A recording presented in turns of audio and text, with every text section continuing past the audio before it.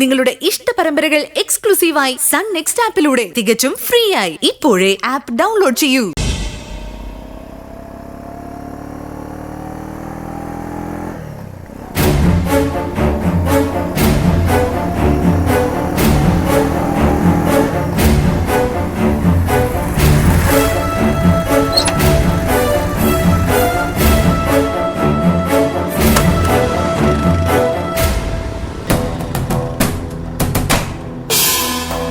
നന്ദിത, ഞാനാ നന്ദിത. പുതിയതായി ചാർജ് എടുത്ത ACP നിങ്ങളെ വിളിപ്പിച്ചിരിക്കുകയാണ്. നാളെ രാവിലെ 10 മണിക്ക് ACP ഓഫീസിലെത്തണം. എന്താണ് കാര്യമെന്ന് പറയാമോ? അതറിയില്ല, എത്തണം എന്നുള്ള ഓർഡർ മാത്രമേ ഉള്ളൂ.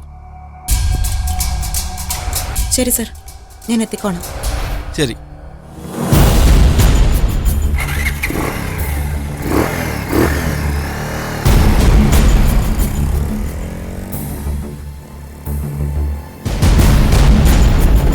പിന്നെയും വലിയ നൂലാമാലകൾ പൊങ്ങി വരികയാണല്ലോ മോളെ.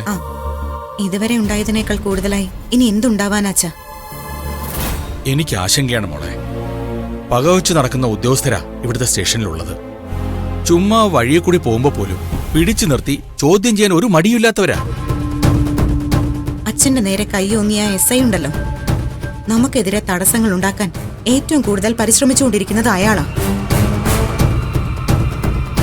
ദിയയുടെ കൂലിക്കാരനാണ് അയാള്. അവൻ അധികം കാലം തൊപ്പിയും വെച്ചോണ്ടിരിക്കില്ല, അത് ഉറപ്പാ.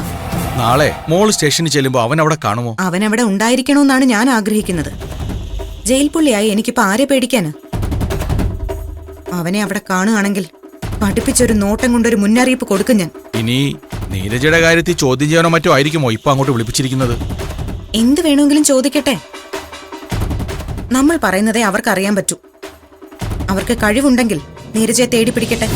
മോള് ജയിലിൽ പോയി വന്നെങ്കിലും മനക്കരുത്ത് ലേശം പോലും ചോർന്നു പോയിട്ടില്ല. അതാണ് എന്റെ ഒരു ആശ്വാസവും. അച്ഛൻ ചായ കുടിച്ച് കാണില്ലല്ലോ, ഞാൻ ചായ എടുക്കാം.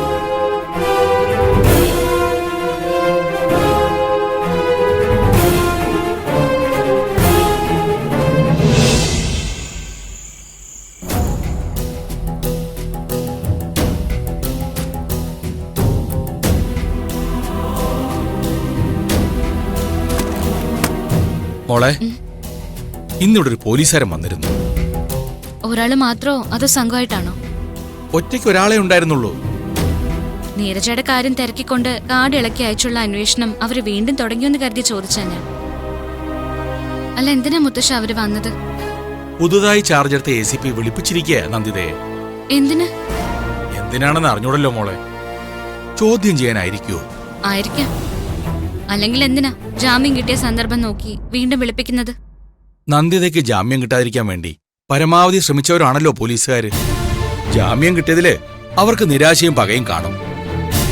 അമ്മയ്ക്ക് ജാമ്യം കിട്ടിയതോടെ അവരാകപ്പാടെ നാണം കിട്ടുപോയി.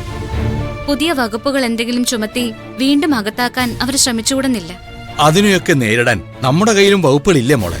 ഉണ്ട് മുത്തശ്ശ, ഇഷ്ടം പോലെ. പൗരന്റെ സുരക്ഷയ്ക്ക് വേണ്ടിയാ നമ്മുടെ നിയമങ്ങളെല്ലാം തന്നെ. അവരിൽ ചിലര് അത് ദുർവ്യാഖ്യാനം ചെയ്ത് സാധാരണക്കാരെ പീഡിപ്പിക്കാൻ ശ്രമിക്കുന്നു മാത്രം. എന്താണ് മുത്തശ്ശനും മോളും കൂടി വലിയ കാര്യങ്ങളൊക്കെ പറയുന്നത്? ഞങ്ങള് നിയമവശങ്ങളെപ്പറ്റി ചർച്ച ചെയ്യുകയായിരുന്നു. അമ്മേ, പോലീസ് വന്ന് അമ്മയെ സ്റ്റേഷനിലേക്ക് വിളിപ്പിച്ചിരിക്കുകയാണോ? നാളെ ACP ഓഫീസിലേക്ക് ചെല്ലണമെന്ന്. അതെന്തിനാ ജാമ്യത്തിലിറങ്ങിയ അമ്മയെ പിന്നെയും വന്ന് സ്റ്റേഷനിലേക്ക് വിളിപ്പിക്കുന്നത്? ഉപാധികളൊന്നും ഇല്ലാതെയാണ് ജാമ്യം അനുവദിച്ചിരിക്കുന്നത്. എന്തെങ്കിലും ഉദ്ദേശം അവർക്ക് കാണും. അതെന്തുദ്ദേശത്തിലാണെന്ന് എനിക്കൊന്ന് അറിയണം. ഇപ്പോഴും പൂർണ്ണമായ കുറ്റപത്രം അവർ സമർപ്പിച്ചിട്ടില്ലെന്നാണല്ലോ പറഞ്ഞത്. അതിൽ വല്ലതും കൂടെ എഴുതി കേറ്റാനോ മറ്റോ ആണോന്ന് ആർക്കറിയാം.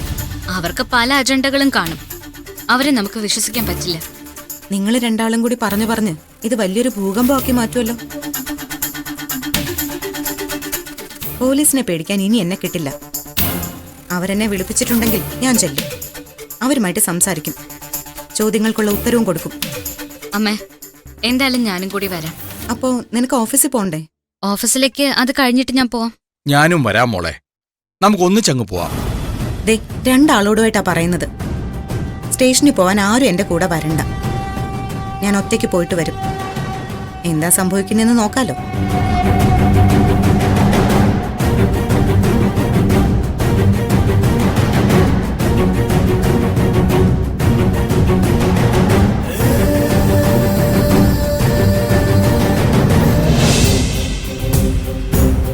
സർ, ഉം. നന്ദിത എന്നൊരു ലേഡി കാണാൻ വന്നിട്ടുണ്ട്. വരാൻ പറയൂ. സർ, ഉം.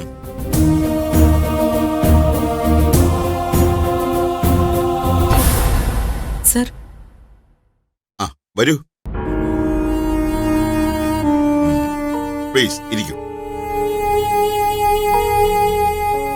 എന്തിനാ സർ വരാൻ പറഞ്ഞത്? ആ വരാൻ പറഞ്ഞത് പ്രധാനമായി ഒരു കാര്യം അറിയിക്കാനാ. അതെന്താണെന്ന് പറയാം. നിങ്ങളിപ്പോൾ ഒരു കൊലക്കേസിൽ ജയിൽവാസം അനുഭവിച്ച് ജാമ്യം നേടി പുറത്തു വന്നിരിക്കുകയാണ്. നിങ്ങൾ ആ കൊലക്കുറ്റത്തിൽ എത്രത്തോളം ഏർപ്പെട്ടിട്ടുണ്ട് എന്ന കാര്യത്തിൽ ഈ നിമിഷം വരെ പോലീസ് അനിശ്ചിതത്വത്തിലായിരുന്നു. ഏത് കാര്യത്തിനും ഒരു പരിസമാപ്തി ഉണ്ടാവണമല്ലോ. ഉണ്ടാകണം സർ. ഇടയ്ക്ക് ചില കാര്യങ്ങൾ ചോദിക്കുകയാണ്. പ്രിൻസ് എന്ന ആളിനെ അറിയൂ? അറിയാം സർ. ഈ അടുത്ത് നിങ്ങൾ തമ്മിൽ കണ്ടിട്ടുണ്ടോ? ഉവ്. നിങ്ങൾ തമ്മിൽ എന്താണ് ബന്ധം? മുൻപ് തന്നെ പരിചയക്കാരാ. പല കാര്യങ്ങളിലും എന്നോട് സഹകരിച്ചിട്ടുണ്ട്. അപ്പോൾ അയാൾ പറഞ്ഞത് ശരി തന്നെ. ഈ പ്രിൻസ് ഇപ്പോ ഞങ്ങളുടെ കസ്റ്റഡിയിലാണ്. എന്താണ് സർ കാര്യം? വളരെ ഗൗരവമുള്ള കാര്യം തന്നെയാണ്. വിശദമായിട്ട് പറയാം. നിങ്ങളുടെ മകളെ ബ്ലാക്ക്മെയിൽ ചെയ്ത് പണം വാങ്ങണമെന്ന ഉദ്ദേശത്തോടെ വിവേക് നിങ്ങളുടെ വീട്ടിൽ ഒരു രാത്രി വന്നു.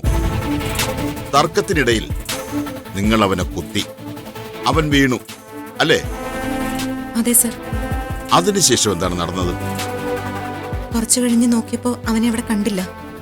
പിന്നീട് അവന് സംഭവിച്ചത് എന്താണെന്ന് എനിക്ക് അറിയില്ല. നിങ്ങൾ പറഞ്ഞത് തികച്ചും സത്യമായ കാര്യമാണെന്ന് ഞാനിപ്പോൾ ഉറച്ചു വിശ്വസിക്കുന്നു. ചെറിയൊരു വ്യത്യാസമുണ്ടെന്ന് മാത്രം. അവിടെ നിന്ന് അങ്ങോട്ട് അവന് സംഭവിച്ചത് എന്താണെന്ന് നന്ദിതയ്ക്ക് അറിയണ്ടേ? അറിയണമെന്ന് എനിക്ക് നിർബന്ധമില്ല സർ. എന്നാൽ അത് നിങ്ങളെ അറിയിക്കണമെന്ന് എനിക്കൊരു താല്പര്യം.